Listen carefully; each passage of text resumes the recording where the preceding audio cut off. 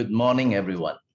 I am concerned about the climate crisis, and I believe that we are part of the solution.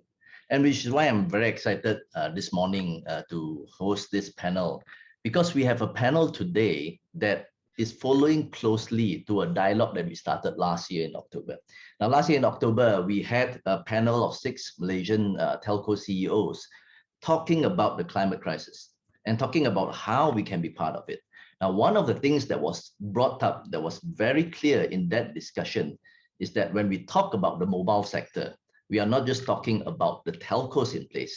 We are talking about the entire value chain. Now, only that, having the entire value chain within as part of the solution, can we make an impact, which is why I'm very honored today that we have an esteemed panel that represents the key players in the entire value chain and it spans across it. And today we also, and I would like to just introduce my fellow panelists. We have Manisha Dogra, the Vice President and also the Head of Sustainability Asia from Telenor Group. We have Abdul Yazid Kassim, who is the Director of Engineering from Edotco Group. We have Dulip Tillekeratne, who is the Market Engagement Director, also the Mobile Innovation Hub of GSMA. And we have Mohan Albert, who is the CTO Group of ZTE Corporation today with us. Welcome. And I think what we're trying to do today is that we are trying to tackle, or in a better word, to marry Sustainable Development Goal 9 and 13. Right? Sustainable Development Goal 9 is how do you build resilient infrastructure? How do you look at innovation? How do you promote a sustainable industrialization? And within that same goal, how do you take urgent climate action to combat the impacts and the risks that we're seeing today? Now, so let me set the stage. We know that the mobile industry or the entire telecom sector is one of the first industries to commit to a science-based pathway to reduce global greenhouse gas emissions across the sector. And this is to meet the Paris Agreement goal of limiting global warming to 1.5 degrees Celsius.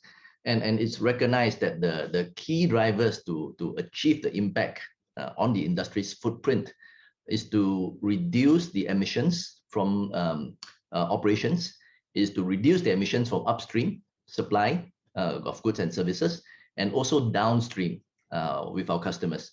Now, these were the 3 key points that was discussed which you'll find in the report of proceedings today. And it's also these 3 parts that we want to unpack further today, right? And that's what, I guess that's why we're gathered here today, right? To look at the new ways of doing business and how it aligns to these ambitions. Now, I would like to start off with Dulip, right? GSMA has been prominent, has been the one running in front and setting the mobile net zero ambition for the entire industry. Now, what is this mobile net zero ambition, if you can share it with our audience, and how do we see it progressing, especially in the Asian context? Sure. Thanks very much, Philip, and thank you everyone for having me. Just quickly checking if I'm audible and everything's clear. Yes, you are. Okay, great. So once again, I'm really pleased that I was also lucky enough to hear most of the previous session to see how corporate Malaysia is approaching the climate challenge and having these conversations and talking about an ecosystem approach rather than one player or one organization leading it. Since we are facing a global climate crisis, if we check the recent IPCC reports, that's enough to scare us all. I feel that the only way we can approach this or address this is as an ecosystem approach, where we look at the problem as a holistic problem and also see how we can approach it holistically.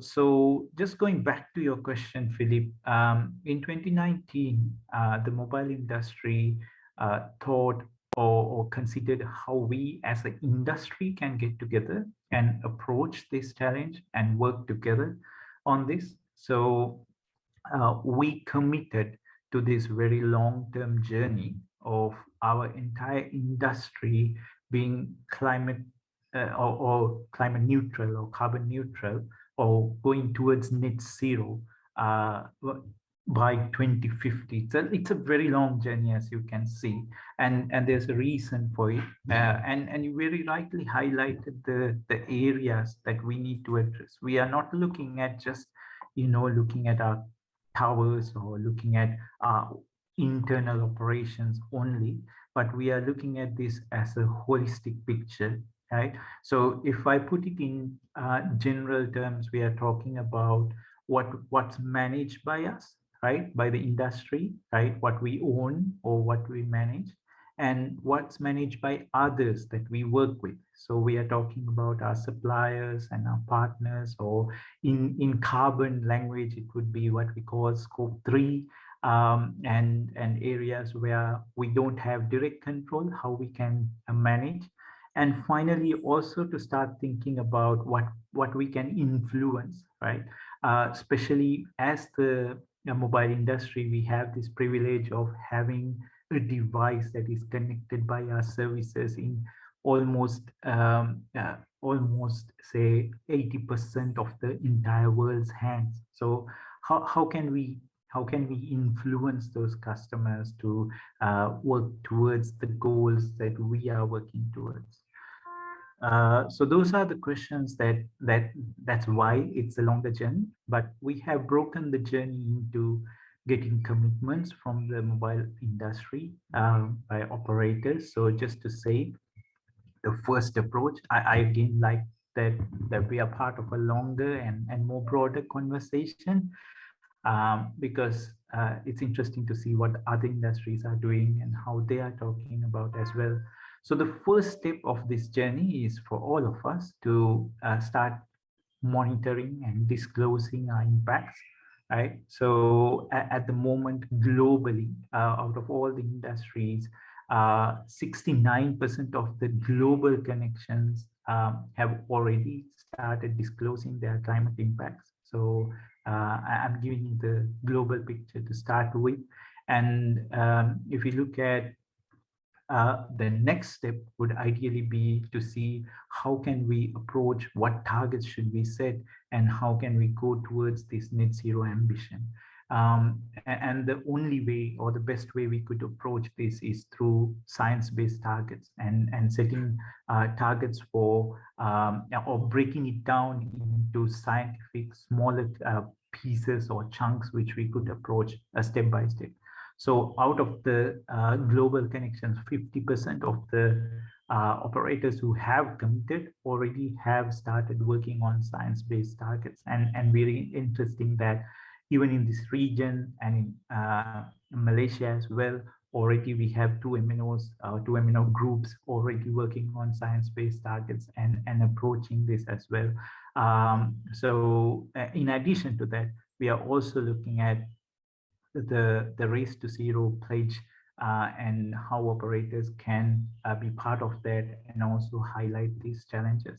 So I thought maybe just take my additional minute to share that some of the regional examples or champions, of course, not forgetting the Telenor Group operations and Axiata Group operations in Malaysia. In addition, we also would have a net zero report coming out very soon. And in that, we would highlight some of examples by Globe in the Philippines, where they are looking at a system change to start with. How can a policy connected with the processes approach that, and looking at also looking into their procurement strategy and also looking at towers and other approaches as well. And we will also see very interesting examples in the net zero report that is to come next month on KDDI in Japan and also some of the other operators in South Asia. What I'm really impressed about this session, which might be a segue to your next question as well, is that we have thought of the ecosystem, and we also have our tower operators as well. So because at the moment, if you look at the global picture, 70% of mobile towers are managed by tower companies. So that way they are immensely valuable partner in this journey, and they play a really important role. So we're very pleased we have colleagues from Edotco as well today, and looking forward to hear from him. So hopefully I set the tone to start off the conversation, and looking forward to really interesting questions from you as well. Thank you, Dulip. Thank you. Indeed, I fully echo that. You know, if it's a race to zero, what's a race if you're racing alone, right? It's only a race when you have other people along with you on that journey. And that segues very nicely to Mohan. Mohan, when we talk about ZTE, the words that come to mind are innovation, technologies, and solutions. And that's where the strength of the upstream comes in for the entire process of looking at energy optimization. Now, would you be able to share with us maybe some of ZTE's learnings from your existing implementation or even your own contribution to the green agenda? Hey, hi. A very good morning, Philip and fellow panelists and everyone who is online. Thank you for the question, Philip. It's a very interesting question. First of all, ZTE has been quite serious about sustainability and carbon reduction efforts. Now, if you look at our industry, especially in the mobile communication, the demand for data is it's sort of like ever increasing with digitalization and so on and so forth. The flows of traffic has been increasing every year. Now, to cater the demand of the data, so what essentially operators we tend to do is, of course, we need to increase the network capacities. We have to densify the network. We have to put new technologies such as 5G and so on. So that pretty much brings us a bigger challenge to come to the for the sustainability aspect, because we will have more energy demand that we have to cater to the network. In fact, we are looking at in 2025. The consumption for our industry in telecommunication, especially, we're going to consume approximately like 20% of the energy for the networks. Now, this is a challenge that we are currently facing, right? So how are we going to go about it? So ZTE, actually, we proposed this term called zero carbon energy network. How we look at it is like we would like to integrate some multiple new technologies that we have currently, such as like 5G, IoT, cloud computing, artificial intelligence, and so on and so forth, to help us to transform our traditional way of how we do the network energy infrastructure to much more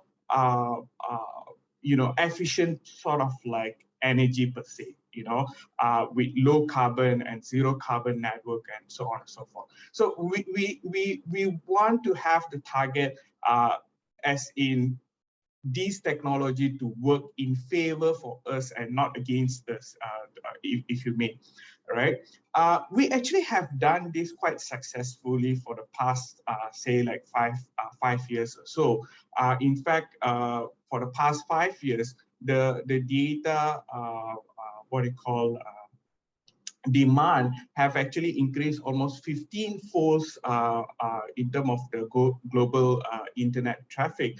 But in terms of the energy consumption, we could able to stabilize it at only 2%. So this is something that we would like to continue to do by flattening the energy consumption, even though the demand of the the data and densification of the network has to be done.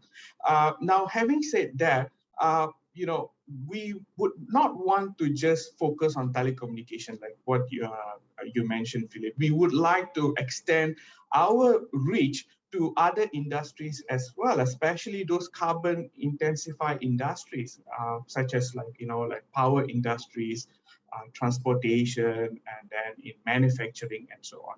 Now, looking back at our industry, if you ask how are we going to do,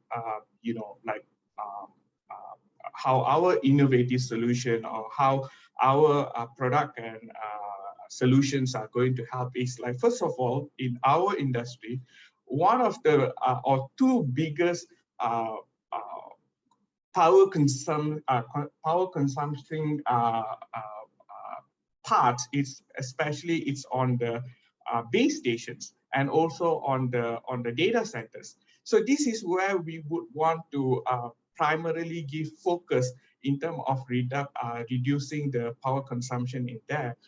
If you look at the base station, especially the newer version of base station like 5G, we use new technologies like massive MIMO and high capacity antenna and the power amplifiers and so on. So it consumes a lot of energy. So what we do in ZTE is like we develop new sets of chipset that it could able to perform much more high efficiently and reduce the power consumption. We have done this by reducing like at least 40% of the power consumption in our equipment using new sets of chipsets. In fact, we have this solution called Power Pilot solution. We also have deployed this Power Pilot solution, which utilizes AI as well as automation, have rolled out this solution over 30 open networks. 900,000 sites we have developed, roll out this solution. We have gotten a significant energy reduction on the network. In fact, this Power Pilot solution have been deployed in Digi, in AIS in Thailand, as well as in some networks in India as well. So this is what we are looking at from the telecommunication perspective. Moving on to other sectors like electricity sector or the energy sector, I would like to point out something very important is, energy sector is, of course, still relies quite a lot on the fossil energy. So they would want to have energy, renewable energy to come along to cater the demand of electricity. Now, in order to do this mixed type of network, they need to have a precise sort of like management of switching the energy and transmission and so on. So they need a very high precise network to do that. So from telecommunication point of view, we see a good match of 5G could able to cater this type of demand by providing low latency and low jitter type of network for the energy sector to use in order for them to have a very high efficient sort of like transmission of the energy from one point to another point. So this is what we are looking at. As well as other sectors on the transportation as well as on the manufacturing. So near future, we are actually not only looking at on the telco industry, we are looking at more of the broader type of achieving this sort of like zero carbon for other sectors as well. So yeah. Thank you, Mohan. And I definitely hear you. And definitely the base stations, the data centers, it comes back to the economics of supply and demand, right? And I want to circle back to this soon. But before that, I want to move on then to Yazid. Firstly, congratulations, I think, to Edotco. You procured around 3,000 towers in Philippines. The announcement was just made. And with so many towers right now under your management, perhaps the question to Yazid is that what type of collaboration are we seeing on the ground for these towers? How are we making it more efficient? Does the size of tower matter, whether it's big or small? And what else can be done in terms of climate action when it comes to tower management and climate action? Okay, thank you, Philips, and hi to all the panelists. I would like to thank the organizer for inviting Edotco today for this forum. Well, to answer your question, Edotco emphasizes on improving field operations while maximizing our services efficiency. So we provide O&M managed services for customer active system, where we are bundling up some of the services together for better efficiency, such as preventive maintenance, spare part management, disaster recovery plan, genset refueling, that is the most important one, and security services. Yeah, in order for us to come up with a good solution of all what I mentioned just now, to make it easier for us, an application called Eco we are introduced within the group. So our tower are basically equipped with a remote monitoring system, RMS, which allow the performance of passive infrastructure element be tracked. The unique feature of Eco that we are using at Edotco is a key in, I can say, facilitating the management of energy system and scheduling of all our field operation. We found that these two elements are very crucial in enhancing our overall service quality and reducing overall OPEX while providing a sense of, I can say, a security of asset at site in years to come. And our next generation operating model will provide like a real-time and efficient managed services, like to deliver the insight with the use of advanced system, advanced engineering at this point of time, data analytic, we combine it together, as well as to drive the innovation to meet our customer need. Yep, thank you, Yazid. I think definitely having real-time monitoring, real-time solutions, even with 5G coming up, I think that is something with a lot of potential. Exactly. Yeah. And I would just want to maybe then jump over to Manisha. And Manisha, I mean, Telenor has been expanding from the Nordics to Asia for almost 2 decades. I'm sure that's a lot of learning from the past 2 decades. Perhaps what are some of the climate action that Telenor has done, or what are the learnings that we can translate across the globe? Thanks, Philip, for that question, and good morning, everybody. And at the outset, let me first apologize. I seem to be in an area which seems to have a very unstable network, unfortunately. So let me know if you stop hearing me at any given point in time.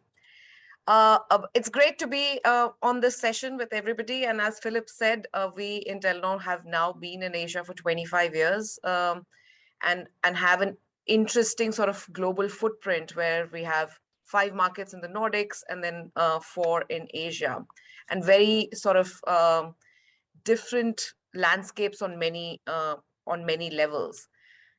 Our climate ambitions are aligned as Dulip was mentioned.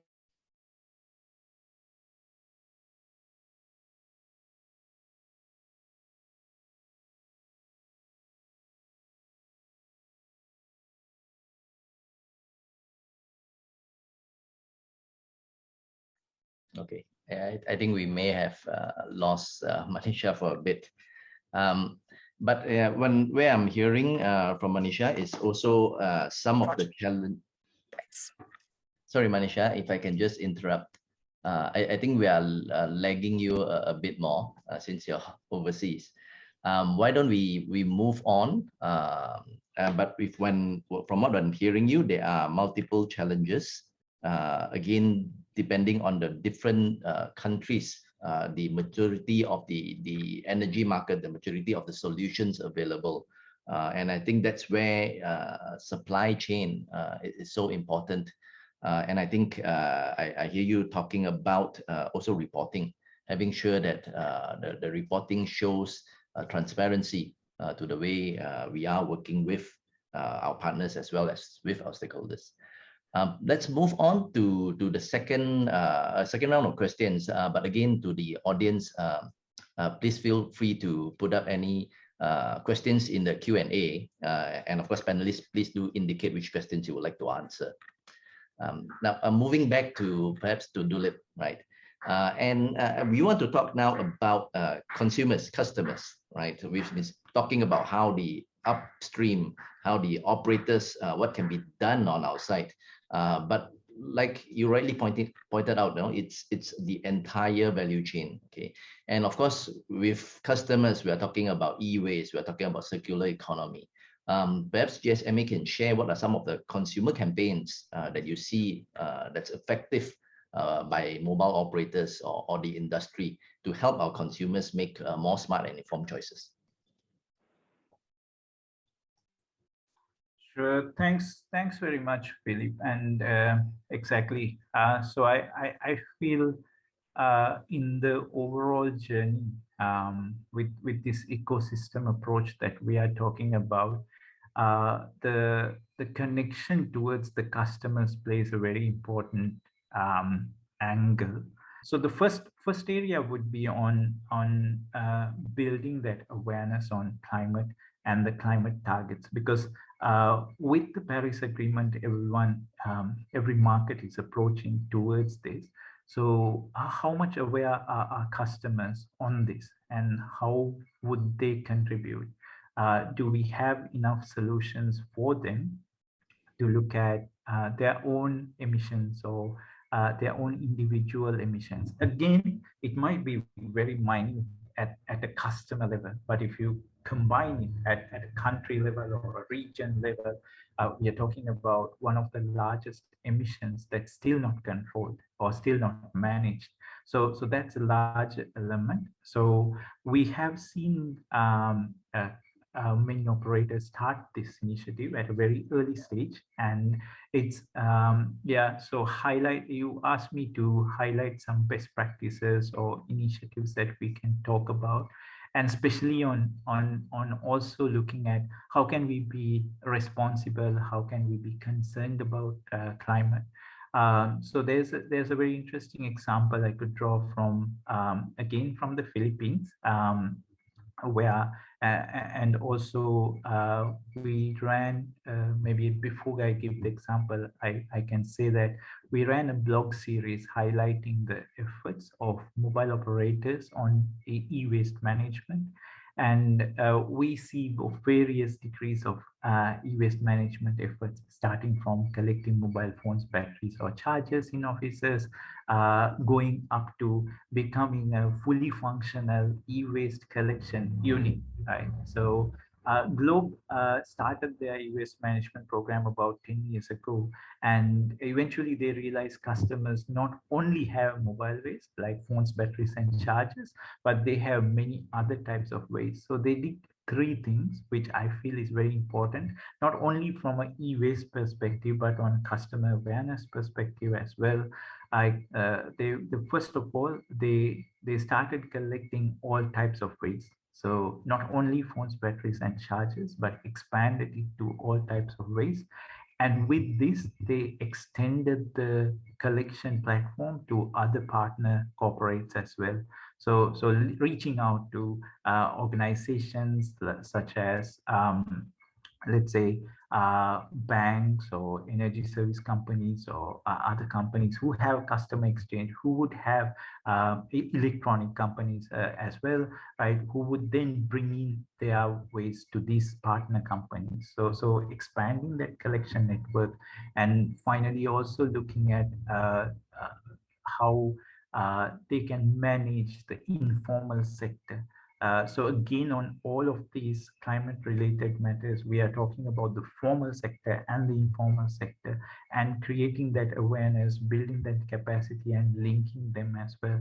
So Globe's approach on kind of holistic or ecosystem approach, which we are hearing these words, are very important. And we have seen similar approaches in Thailand, in Singapore, and also in Sri Lanka, which we have highlighted in the blog series. I can drop a line on chat so people can have a look at this as well. So yeah, I just wanted to highlight this. So it's kind of important to know that operators have been starting to think, or have been more responsible and more concerned about their own footprint, and also looking at it in a holistic approach, looking at the link. But I feel there's larger, with my experience in the region, we do have a massive opportunity to expand this to other areas, and especially on customer awareness side. Thank you. Yes, indeed, that's a lot of opportunity to have more concerted efforts, like you said, in both formal and informal sector to scale up the entire efforts in e-waste. If I can move on to Mohan. So again, ZTE, you're both in the network equipment space as well as the retail space. Perhaps you can also share on how are we seeing mobile products and services becoming more eco-friendly moving forward. Okay. Thank you, Philip. So, in terms of the devices and in terms of the equipment, we are looking at a lot of much more. You know, what happens is pretty much when as time goes by, most of our electronic devices, when it comes to chipsets and also some when it comes to other processing capability in your devices, it gets better in terms of the efficiency of the energy usage. It doubles up the data processing capability. At the same time, it could able to reduce the power consumption as well. Now, with that in line, most of the products that we are looking at in the commercially available, like devices and so on, it's in line with our target of sustainability as well. But of course, in the early stages of some technology, when it's been introduced, sometimes the efficiency might not be there at the initial stage of it. But as the technology goes more on the maturity stage, we tend to get much more efficient devices as well. On the other hand, when we are looking at like policies perspective, just to add on, especially like in Malaysia, we do have a lot of frameworks and so on. The policies that are still a little bit more lacking is sort of like more on the comprehensive plan, if I may say. And also to add on in terms of the accountability as well as monitoring of the efficiency and so on is where that I believe that our sectors like telecommunication sector can play an important role. Like for example, how do we measure it? How do we measure the emission? This is where the IoT can come in. This is where the sensors can come in. We can start inserting this type of sensors and flow meters in chimneys and so on to get a very precise readings of what are the emissions, rather than doing it more on theoretical level, rather than just making a calculation so on. We get more of a very specific readings and so on. So those readings can be input into big data to be analyzed, so that we can actually we can know that what we are doing currently will achieve our end goal or not. If we see from those data, if the end goal cannot be achieved, then we can somehow change our strategy right now itself in order for us to reach the target that we have set. So this is where our sector can come with smart industry or smart what you call city and so on. This is where all these data and AI capability sort of like analysis can help us to see more comprehensive, like 360 degrees of view on what is exactly happening in the field, so that we get a much clearer picture.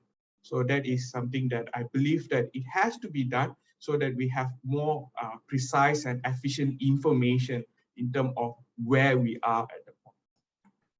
That's a very strong point, Mohan. Indeed, what gets measured gets done, right? And like you rightly pointed out, to leverage on big data to measure a lot of this and to pivot the strategy within the short term and the midterm in order to reach the long-term goals. Yeah. And I also want to now move on to Yazid. Moving on to the third point, or a key point, is about resilient infrastructure. Now, it's one thing to continuously build, but we also know that there is a physical risk, transition risk related to climate. And Malaysia has seen this last year with a lot of extreme weather and flooding. Perhaps you can help unpack for us what are some of the strategies that's being done to create more resilient infrastructure against this risk. All right, thank you, Phillips. Okay, as a tower company, Edotco as a tower company, we must always be ready in facing any challenges in any operating region. To be in this situation, our tower and power solution must be innovative enough so that our provided services will not be interrupted in worst situation. So take, for example, in Bangladesh, Edotco has invented and rolled out we call a spun pre-stressed concrete pole. It is a hybrid tower that is made of a combination of steel and concrete. The 15-meter bottom section is made of concrete, and the 18 meters above is made of angular steel lattice. You know that in a country like Bangladesh, yeah, when the monsoon strike, almost 1/3 of the country is underwater. So by having this type of tower, we can carry on the rollout at any flood-prone area. As we all know that concrete is a very robust with very sturdy properties, thus suitable for challenging climate condition. So answering your question just now, in Malaysia, we have seen that earlier this year that the situation getting worse when it comes to climate change. So what we are having in Bangladesh for this type of structure, we plan to bring it over here also in Malaysia to tackle this situation. So on top of this, Edotco also introducing, we call it a just nice tower, where the equipment shed that normally will build outside the tower, but this time around we built the shed is exactly under the tower structure on an elevated plane. So it will provide, I can say, another great equipment protection from flood water.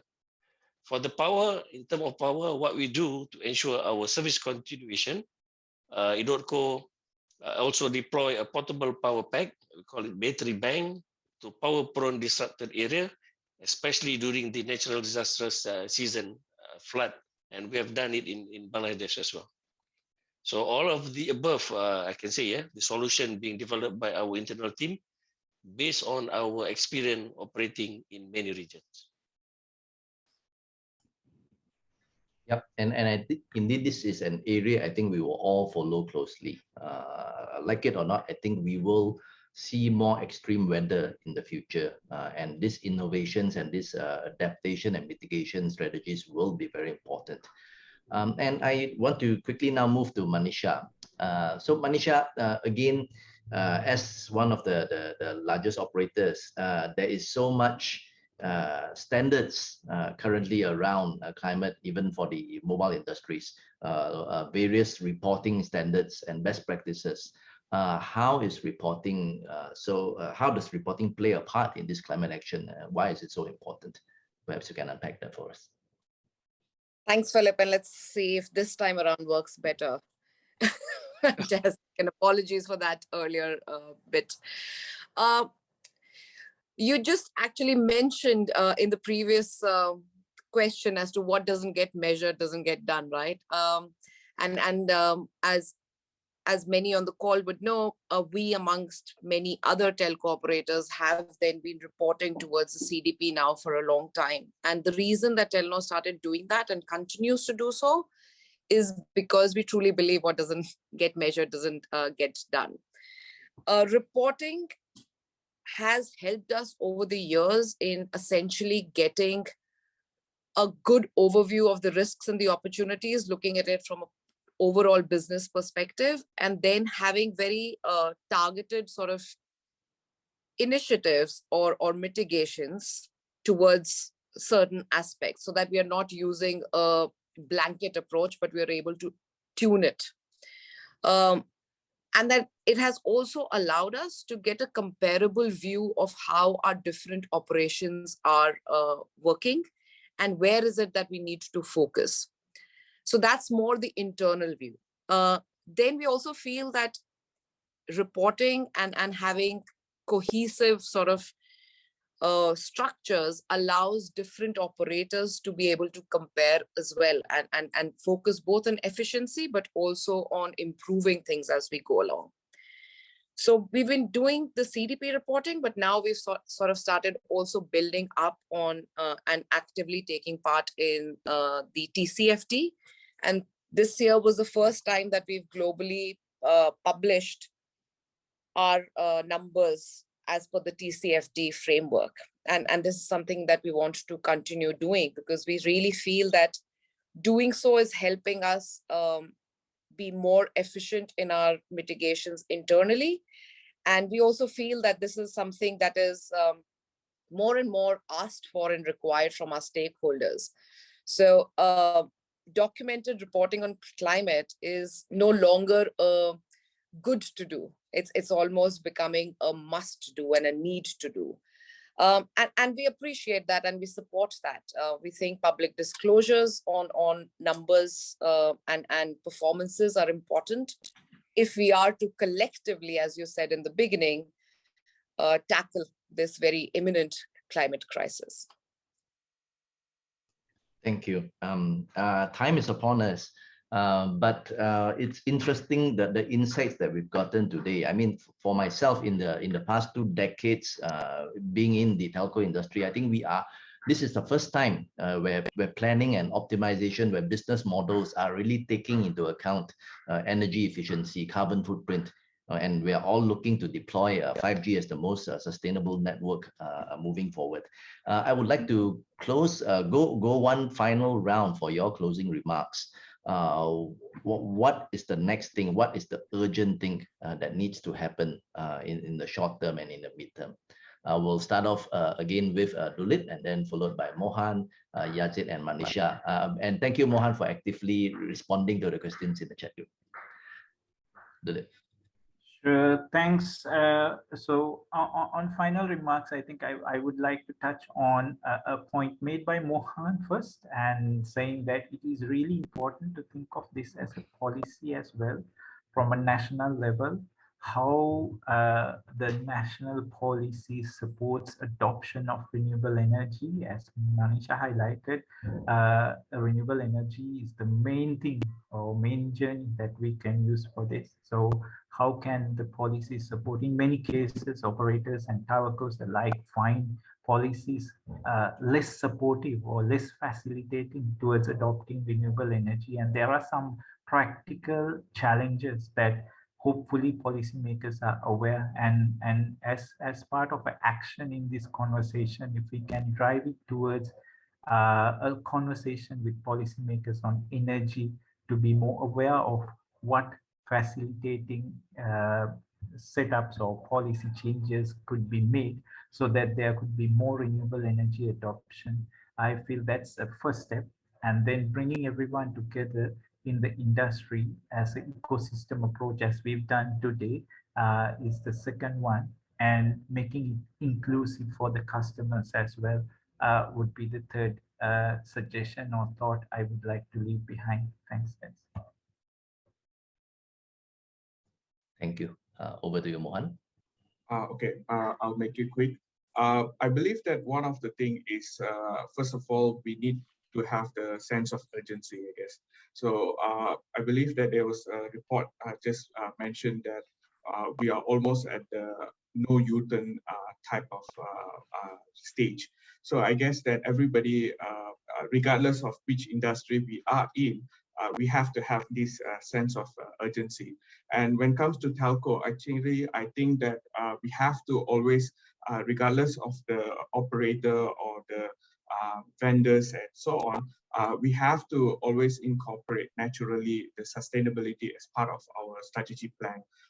And this is something that it's very important to be done. I believe that most of operators and vendors are doing so. And also we have to look into renewable energy as much as possible.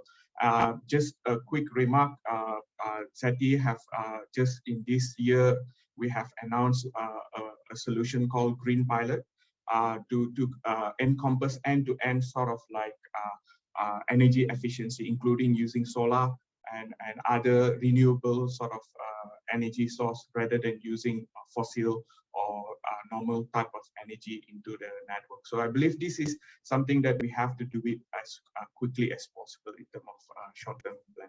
Thank you. Thank you. Yazid, over to you.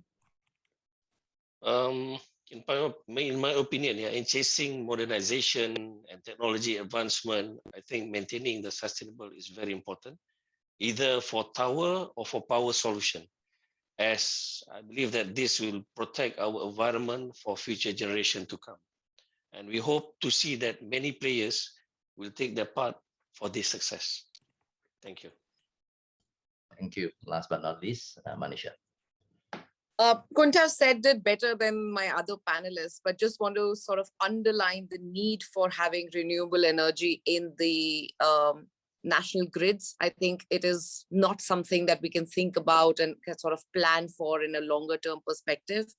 The fact is that this is a crisis that's upon us globally, and we really need to come together and influence policy changes and help the governments as well in sort of accelerating the RE availability in the grids. So coming together, not just within the industry, but I would even say that we need to look at cross-industry advocacy for this. Thank you all for the points. I'm just busy writing down almost everything. And I think we truly echo, I think what we heard at the very beginning, that the voices of our youth, that we are concerned about the climate crisis. But I think the dialogue today, it has shown us that we have a huge opportunity ahead of us, both for the private sector as well as for the public sector.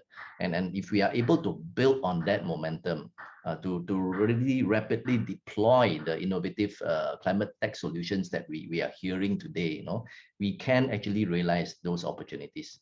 And at the end, it will just benefit the customers, the environment, the communities that has faced the climate risk, and hopefully it creates a ripple effect, both across our value chain and across industries, which is the point of today's dialogue, to bring multiple industries together and to really look at how we can leverage off each other. And that's where I hope the dialogue continues. Again, thank you so much for your wonderful insights today. And on behalf of the organizers, we want to thank you for your time. And with that, we bring this panel to the close. Thank you all. Thank you. Thank you so much, Philip. And for all of you, Dulip, Mohan, Yazid, Manisha, it's been such a pleasure seeing all of you. You guys have been fabulous. Thank you so much. For those who didn't catch the telco sessions last year, it was all 6 CEOs who were strongly supportive and participated last year. And I'm sure this is an unprecedented instance where industry competitors are collaborating closely. I'm particularly pleased to see the conversation extending into the ecosystem of towers, data centers, customers. And I loved what was said, no U-turn stage. As Tengku Taufik says, this is a zero regret investment decision. Thank you. Thank you so much.